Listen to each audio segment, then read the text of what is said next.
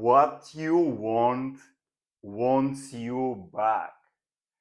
Now, if you understand this simple concept, this idea, then the application of the law of assumption, something that you've been already been practicing for a while, it will become so much easier, effortless, and you'll be able to apply it with ease. So let me introduce you to this idea. What you want wants you back. It's a realization that I had, I think, like 1 or 2 years ago, but I wasn't ever able to go deep into it and explain it with words because it was so abstract.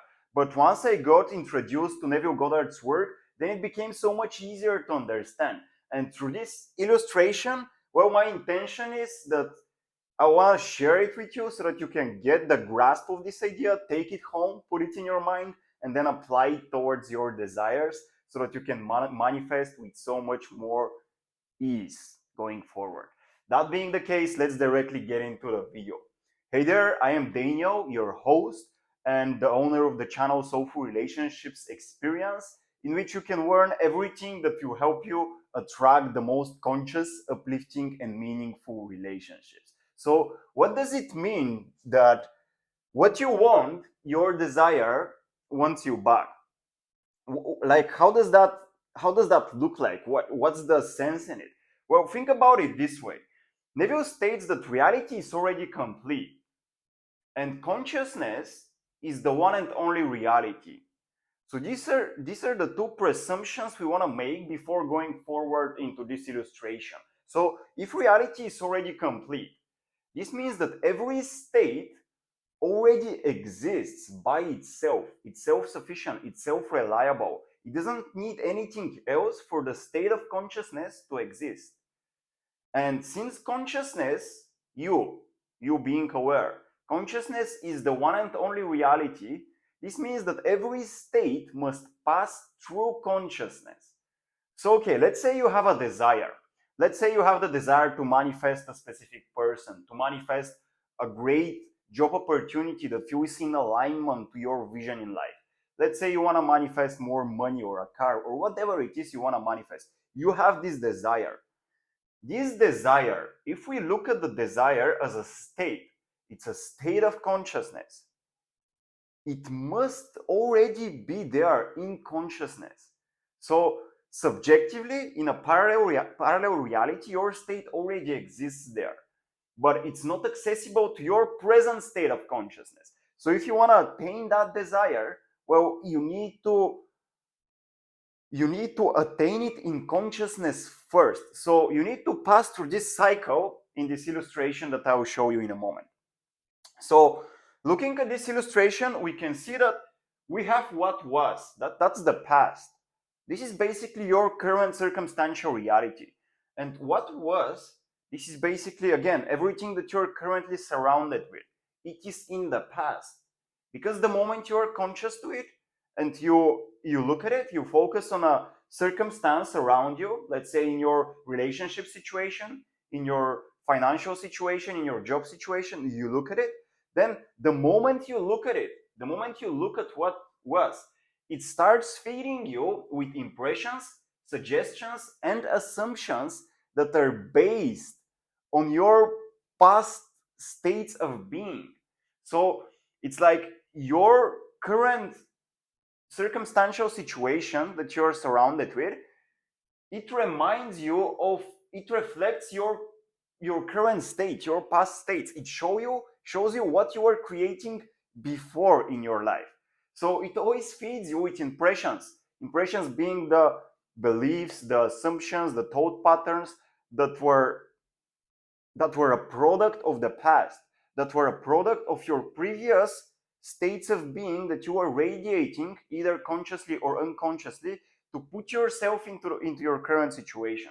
So everything that you suggest and that you assume and everything that is impressed upon you through your current circumstantial reality, your current three-dimensional reality, it reminds you of the past states of being that you are radiating. So what was always comes back to you. Who are you? You are the consciousness. You are here being now. You're listening to my voice. You're present. So what you see around you, your circumstances, they're a product of the past.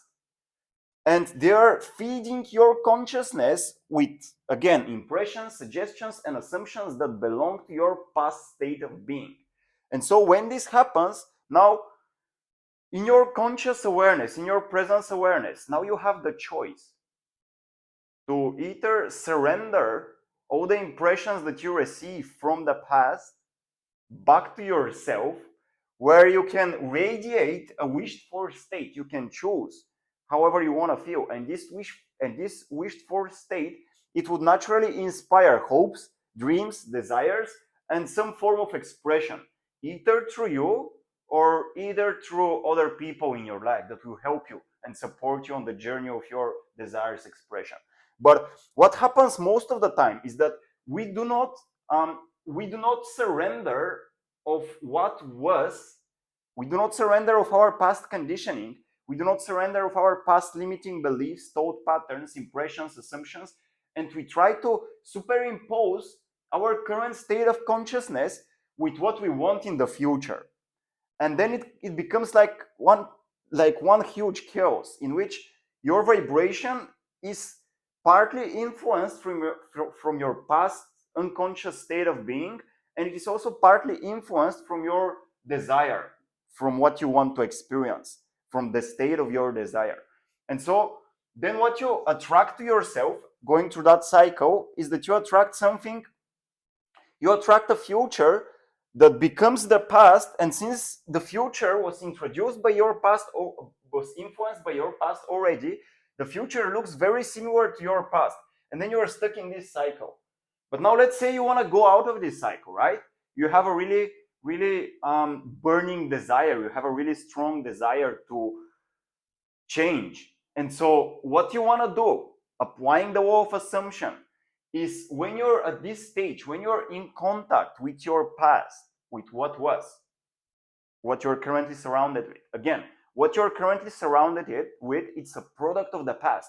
It might look like if it's happening in the present, but what your current circumstances, people, your job situation, your family, like everything around you,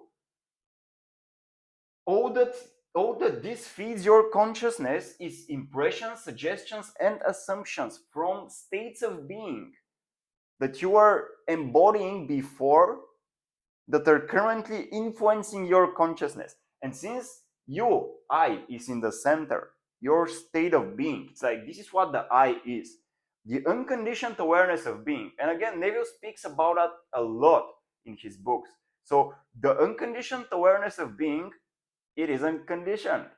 It's beyond any conditions, right? So it naturally goes beyond anything when it's unconditioned. Any condition you put on the I, on yourself, it is naturally transcended by definition. This is what unconditioned means. So the conceiver is woe apart. It's something something really beautiful that Neville Goddard said again.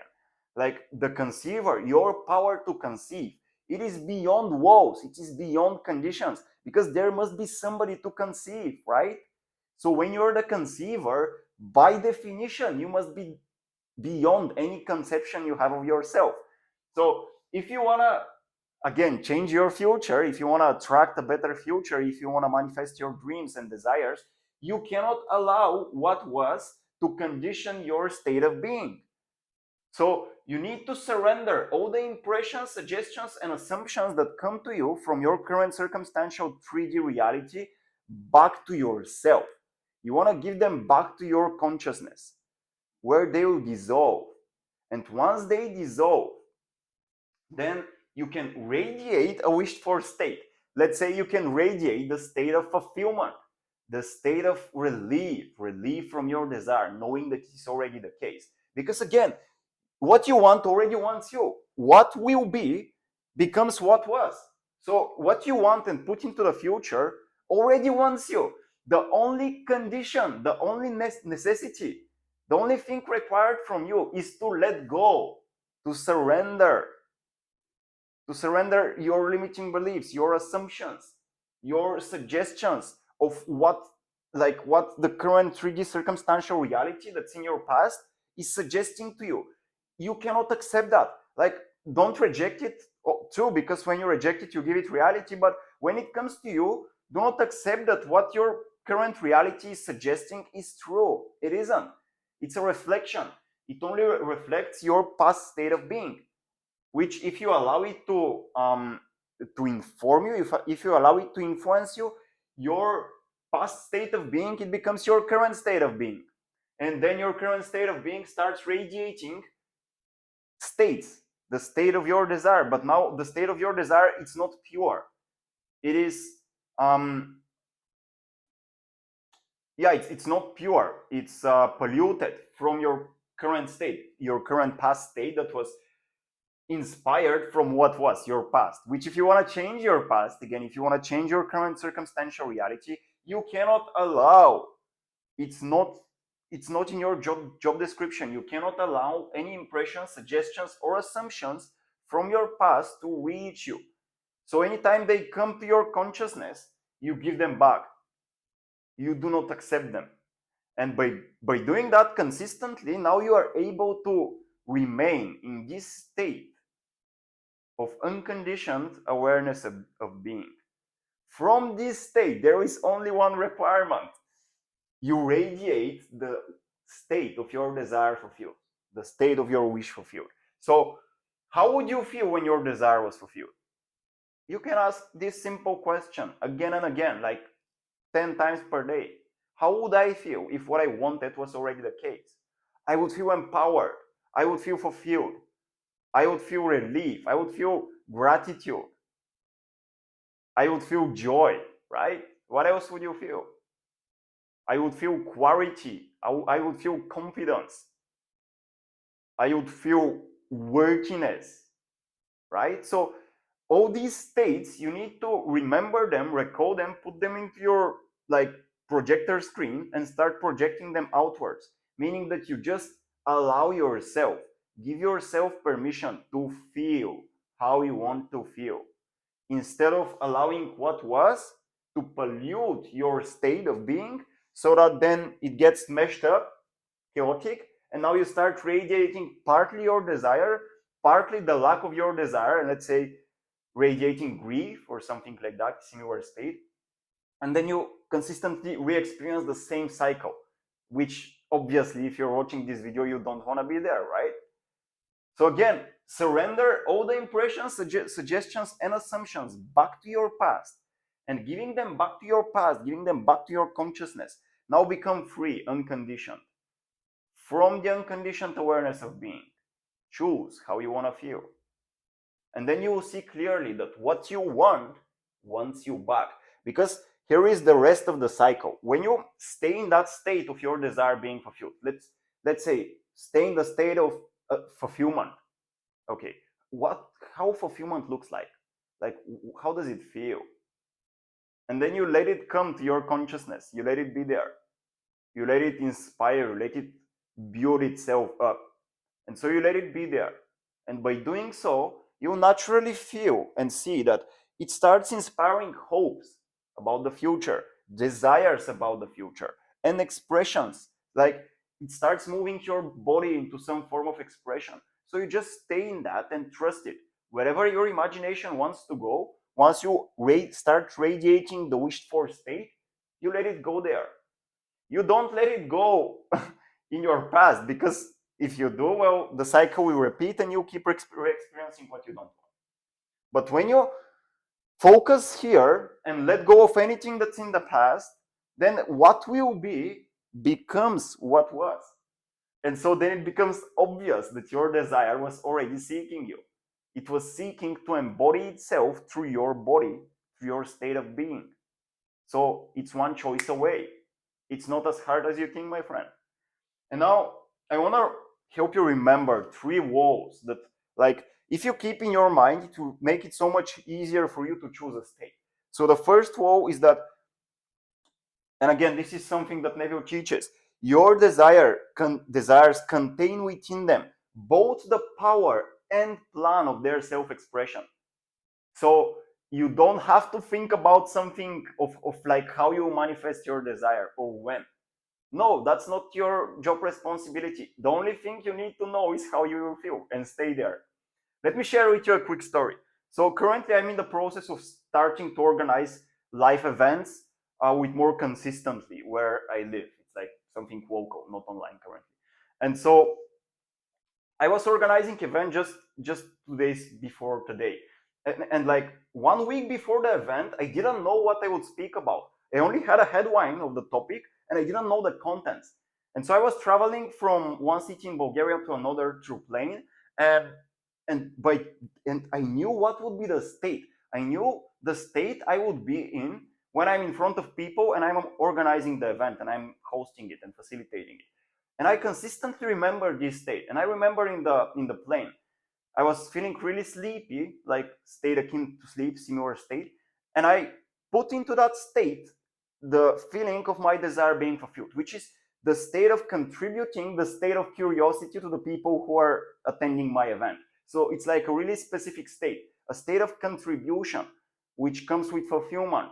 And we are sharing, we are rejoicing in the state of curiosity. So I know both how I will feel and I know how the people who attend my event will feel. And so I just put that state in my consciousness, and I was just like letting my awareness like run wild, do whatever it wants. And then in like 40 minutes flight, 45 minutes flight, all the ideas started coming up on top of one another of everything that I delivered as content on that event. But like I didn't know it before that. It only came like a week before the event, or it was like even a couple of, I think 5 days, something like a week. So, but I wasn't stressed about it because I knew, I know how this world works. And I know that if I stay in the state of my desire fulfilled, everything else will come. And so your desires contain within them the power and plan of self-expression. So it's like everything is already thought out. You don't have to think about it. Now, this is the first rule you want to remember. The second one, and now this makes it so much easier, but it's a little bit hard. So I explained it already, but if you remember it, it will be so much easier to let go of any assumptions, suggestions, impressions from the past that you don't want to influence you. So two things cannot occupy the same space at the same time. And so, as the invisible is made visible, the invisible made visible, this is your desire, the state of your desire. As the state of your desire is made visible, the former visible state vanishes. So, it becomes your responsibility to let go of all that, right? Because this, like all of this, it doesn't exist in your future. And it becomes your responsibility to let it go. So wolf assumption, manifestation, it's much more a game of letting go than it is a game of acquiring something, right? Because every state already exists here. And so if you want to choose the state of your desire being fulfilled, then you need to let go of any contradictory states, beliefs, assumptions, suggestions, impressions. You need to let go of giving meaning to what happens in your circumstantial reality because it doesn't matter. To whom would it matter?